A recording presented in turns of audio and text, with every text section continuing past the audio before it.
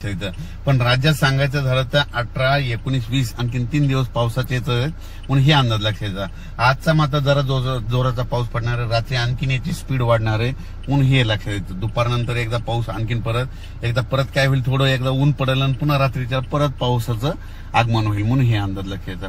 पण राज्याच्या शेतकऱ्याला सांगू इच्छितो की हा पाऊस असा का करायला, म्हणजे इतका अचानक इतका कमी वेळात जास्त कशामुळे पडायला.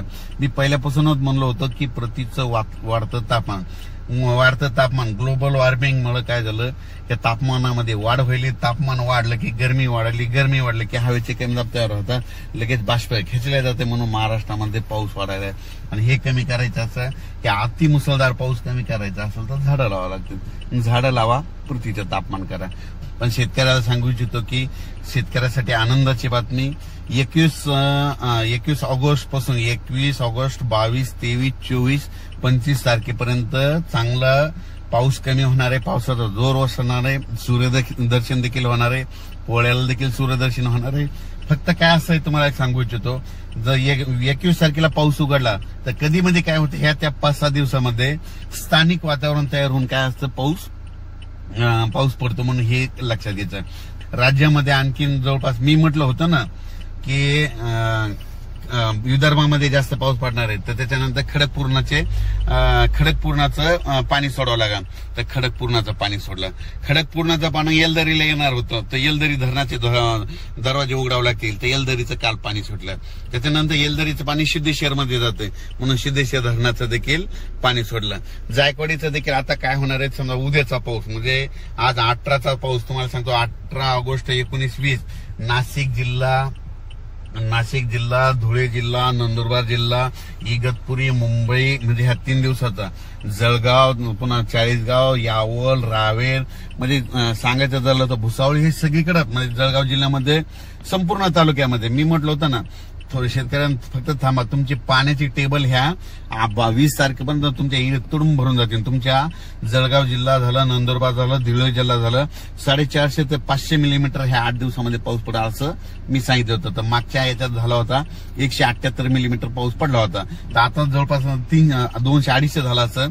तर त्याच्यानंतर हे 150 काय होणार, ह्या 3 दिवसामध्ये त्याची सरासरी भरून जाणार आहे म्हणून हे लक्षात. त्याच्यानंतर हे मध्ये एक संकेत दिला. आणि तुम्ही ह्या पाऊस यायच्या अगोदर तुम्हाला सांगितलं होतं की तुम्ही बघा महाराष्ट्रामध्ये सगळ्याला सांगितलं होतं ज्या ठिकाणी असं तांबडा आभाळ खूप होईल त्या ठिकाणी तुम्हाला सांगतो की कम्प्लीट 72 घंटा म्हणजे 48 तासात 72 तासात 3 दिवसात पाऊस होतो. आणि तुम्ही बघा ज्या ठिकाणी शेतकऱ्यांनी पाहिलं देखील खूप तांबडा आभाळ झालं होतं. म्हणजे निसर्ग तुम्हाला अंदाज देतो. भविष्यात सांगतो तुम्हाला सांगतो, हे मोबाईल, हे रेडिओ तुम्ही बघा, हे तंत्रज्ञान कालांतरानं कधी बंद होऊ शकतं.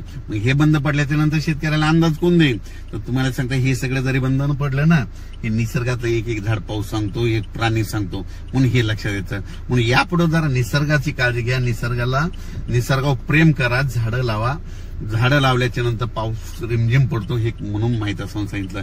राज्यामध्ये आणखीन 3 दिवस पाऊस आहे, 18 ऑगस्ट, 19 ऑगस्ट, 20 ऑगस्ट. पुण्याला देखील खूप पडणार आहे. मुंबईकरांनी सतर्क करायचं, पुणेकरांनी सतर्क करायचं. त्याच्यानंतर पुण्याकडे खूप पाऊस पडल्यामुळे काय होणार आहे, त्या खडकवासला धरणाला परत पाणी सोडावं लागणार आहे, कारण की तिकडे देखील खूप पडणार आहे म्हणून हे लक्षात घ्यायचं. त्याचं पाणी कोल्हापूर तिकडे सांगलीकडे जातं, त्याच्यामुळे त्यांनी देखील सतर्क राहायचं म्हणून हे तुम्हाला सांगतो. मुंबई, पुणे, नाशिक, इगतपुरी, नंदुरबार जिल्हा. आणि हे पाऊस झाल्याच्या नंतर तुमचे जर नातेवाईक गुजरातला असेल तर त्यांना देखील कल्पना द्या, तुमच्या इकडे 20, 21, 22च्या दरम्यान तुमच्या इकडे देखील अतिवृष्टी होणार आहे, म्हणजे आपल्या महाराष्ट्रापेक्षा जास्त पडणार आहे पाऊस म्हणून हे लक्षात. त्याच्यानंतर आपल्या बाजूला मध्य प्रदेश आहे. मध्य प्रदेशमध्ये म्हणजे अहमदाबाद, गुजरातमधला अहमदाबाद, मध्य प्रदेशातला खंडवा, इंदोर, त्याच्यानंतर बेतूल ह्या भागात देखील चांगला पाऊस पडणार आहे म्हणून हे अंदाज ह्या 3 दिवसात लक्षात येतं. त्याच्यानंतर आंध्र प्रदेशमध्ये देखील खूप पाऊस पडणार आहे, कर्नाटकमध्ये देखील खूप पाऊस पडणार आहे, तेलंगणात देखील खूप पडणार आहे. म्हणजे सांगायचं झालं तर हा सगळीकडेच पाऊस पडणार आहे म्हणून हे लक्षात येतं. त्याच्यानंतर 21 तारखेपासून मात्र पावसाचा जोर ओसरणार आहे म्हणून हा अंदाज लक्षात येतं. अचानक वातावरणात बदल झाला तर उद्या लगेच एक मेसेज दिला जाईल. धन्यवाद.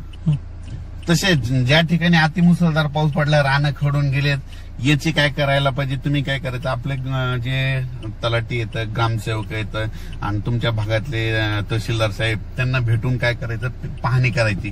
पण तुम्हाला सांगतो, ते खडून गेल्याची पाहणी केली, ते जर केल्याच्या नंतर मग ते तुम्हाला थोडीफार मदत भेटेल नसं न भेटेल, पण त्यांना सांगणं गरजेचं आहे. म्हणून माझी विनंती आहे की त्यांना कळविणे गरजेचं आहे आमच्या भागामध्ये खूप पाऊस पडला म्हणून. आणि शासनाला माझी विनंती आहे, पंजाब डकच्या मार्फत मी विनंती करतो शेतकऱ्यामार्फत की खूप म्हणजे शेतकऱ्याचा हाताशी तोंडाशी आलेला घात म्हणजे निघून गेला, कमीत कमी काहीतरी त्यांना मदत करावी, माझी एक विनंती आहे. अचानक वातावरणात बदल झाला की लगेच उद्या एक मेसेज दिला जाईल.